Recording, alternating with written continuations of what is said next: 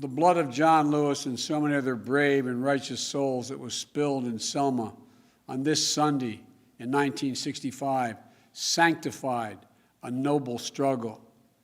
And when the country saw those images that night, America was forced to confront the denial of democracy, the fierce urgency of justice. Congress passed the Voting Rights Act a few months later, and President Johnson signed it into law. But the legacy of the March in Selma is that while nothing can stop free people from exercising their most sacred power as a citizen, there are those who will do anything they can to take that power away. Today we have a hailstorm, not a rainstorm, a hailstorm. In 2020, our very democracy on the line, even in the midst of a pandemic, more Americans voted than ever before. Multiple recounts in states and decisions of more than 60 cases from judges appointed by my predecessor, including at the Supreme Court, upheld the integrity of this historic election. Yet instead of celebrating this powerful demonstration of voting, we've seen an unprecedented insurrection in our Capitol and a brutal attack on our democracy on January the 6th. And a never before seen effort to ignore, undermine, and undo the will of the people. And to think of that, and yet it's been followed by an all-out assault on the right to vote in state legislatures all across the country. You know, during the current legislative sessions, elected officials in 43 states have already introduced over 250 bills to make it harder for Americans to vote. We cannot let them succeed.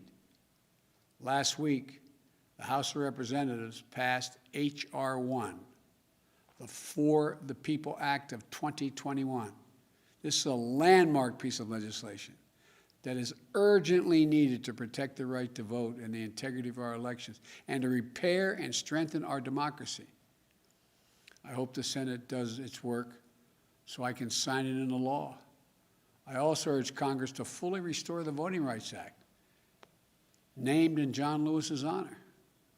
Today, on the anniversary of Bloody Sunday, I'm signing an executive order to make it easier for eligible voters to register to vote and improve access to voting. Every eligible voter should be able to vote and have that vote counted. And I'll close with this. A few days before he passed, Jill and I spoke with John, Congressman Lewis. But instead of answering our concerns about him, we talked about how you doing, John. He asked me to stay focused on the work left undone to heal and to unite this nation around what it means to be an American. That's the God's truth.